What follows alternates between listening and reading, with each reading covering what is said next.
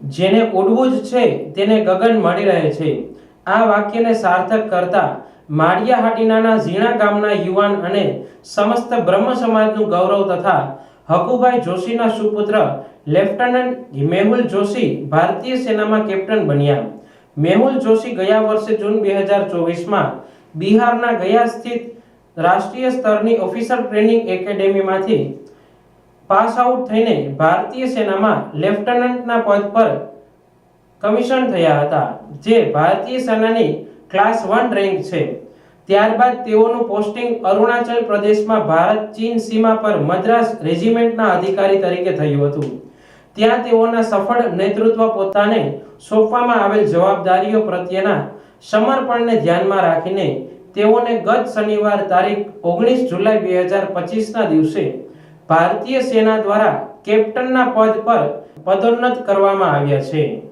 અમારા જોશી પરિવારમાં સૌથી નાનો ભાઈ મેહુલ જોશી ભારતીય આર્મીમાં લેફ્ટનન્ટમાંથી ભારત સરકારે એને પ્રમોશનથી કેપ્ટન બનાવી અને અમારા પરિવારનું નામ રોશન કરેલ છે અને માળિયા બ્રહ્મ સમાજ, જૂનાગઢ અને ગીર સોમનાથ બ્રહ્મ સમાજ અને સમસ્ત ગુજરાત બ્રહ્મ સમાજનું ગૌરવ વધારેલ છે, જેનો અમે પરિવારના તમામ સભ્યો આજે એક જગ્યાએ અમારા હકુ કાકાના ઘરે ભેગા થઈ અને એની ઉજવણી કરી છે, સેલિબ્રેશન કર્યું છે અને આવનારા ભવિષ્યના દિવસોમાં મેહુલ જોશી વધુને વધુ પ્રગતિ કરે અમે મહાદેવને પ્રાર્થના કરીએ। કેપ્ટન મેહુલ જોશી નાનપણથી જ ભારતના ક્રાંતિકારીઓ, શૂરવીરો અને મહાપુરુષોના જીવન ચરિત્રો વાંચતા અને એવી ઈચ્છા રાખતા હતા કે તેઓ આ ચરિત્રોને પોતાના જીવનમાં ચરિતાર્થ કરી બતાવે અને પોતાનું જીવન રાષ્ટ્રની સેવામાં અર્પણ કરે। હૃદયની આવી જ્વલનશીલ વિચારધારા, દ્રઢ મનોબળ અને ઈશ્વર પર અખૂટ શ્રદ્ધા સાથે જૂન 2011માં તેઓ ભારતીય સેનામાં સૈનિક તરીકે જોડાયા હતા।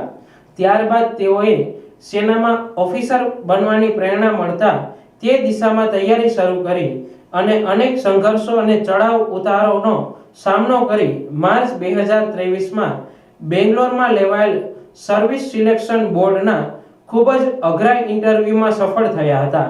ત્યારબાદ ઓફિસર ટ્રેનિંગ એકેડેમીમાં સૈન્ય અધિકારીની અતિશય કઠિન તાલીમ માટે જોડાયા હતા કે જેનું સ્તર સામાન્ય વ્યક્તિની વિચાર ક્ષમતા અને શારીરિક તથા માનસિક માપદંડો કરતાં પણ ખૂબ જ ઉપર હોય છે। આજે માળિયાહાટીના બ્રહ્મ સમાજ માટે ફરીથી એક વખત ખૂબ આનંદનો પ્રસંગ છે।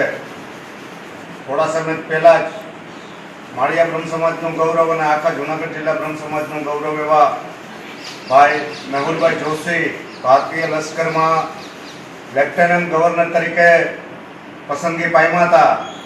એના થોડા જ સમયમાં લેફ્ટનન્ટ ગવર્નરમાંથી પણ એને પ્રમોશન મળી અને આજે મેહુલભાઈ હકુભાઈ જોશી એ કેપ્ટન તરીકે ભારતીય લશ્કરમાં પસંદ પામ્યા છે, પ્રમોશન મળ્યું છે।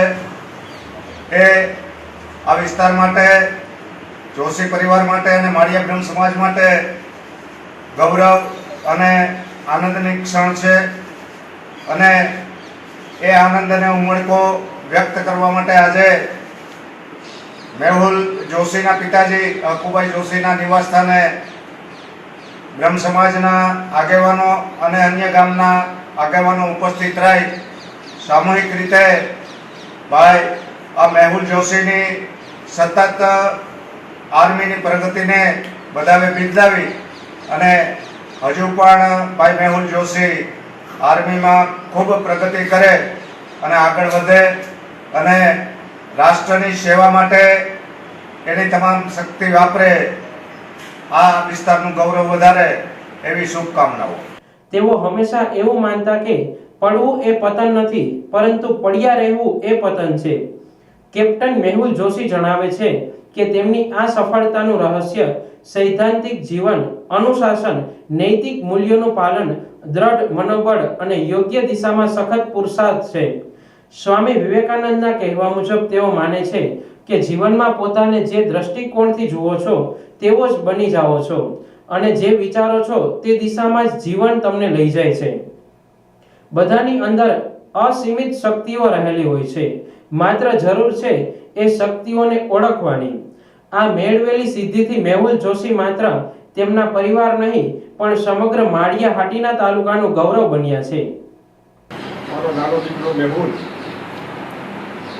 તેનું સપ્ત સાકાર કરી અને ભારતીય સેનાની અંદર સૌપ્રથમ એક જવાન તરીકે, ત્યારબાદ યથાર્થ પ્રયત્નો કરી અને લેફ્ટનન્ટ તરીકે, અને હાલ ગઈકાલે તેને સારી કામગીરી, ઘનિષ્ઠ કામગીરીના કારણે ભારતીય સેનાના વડાએ તેઓને પ્રમોશન આપી અને ભારતીય સેનાનો એક કેપ્ટન તરીકેની નિમણૂક કરી, જેનો જશ્ન આજે અમારા પરિવારમાં ઉજવણો છે. મારા નિવાસના બધા ભાઈઓ, મારા કઝિન, બધા મારા બ્રધરના દીકરાઓ, મારા ભત્રીજાઓ, બ્રહ્મ સમાજના આગેવાનો ઉપસ્થિત થઈ અને અમારી લાગણીને ખૂબ ખૂબ માન આપ્યું અને પોતે પણ બધાએ ખુશી થઈ, બધાના મીઠા મોઢા કરાવ્યા. ધન્યવાદ છે મેહુલને, ખૂબ ખૂબ અમારા આશીર્વાદ છે. મેહુલે જે ઘોડિયામાં આવી શકતો હતો ત્યારનું જે સપનું હતું એ સિદ્ધ થતું જાય છે. એ સંપૂર્ણ અમારા માતા પિતા, મારું કર્મ, મેહુલની ભક્તિ, આ બધાની લાગણી એમાં સમાયેલ છે અને એના કારણે આજે વડવાઓના આશીર્વાદને કારણે આજે આ બન્યું છે. એનો અમને ખૂબ ખૂબ આનંદ છે અને સાથે સાથે એમના ધર્મપતિનો પણ આની અંદર સહયોગ છે. તેમનું પણ ઘણું યોગદાન છે. તેમને પણ હું ધન્યવાદ આપું છું અને મેહુલ ખૂબ ખૂબ પ્રગતિ કરે તેવી અમારી ઈશ્વર પાસે પ્રાર્થના.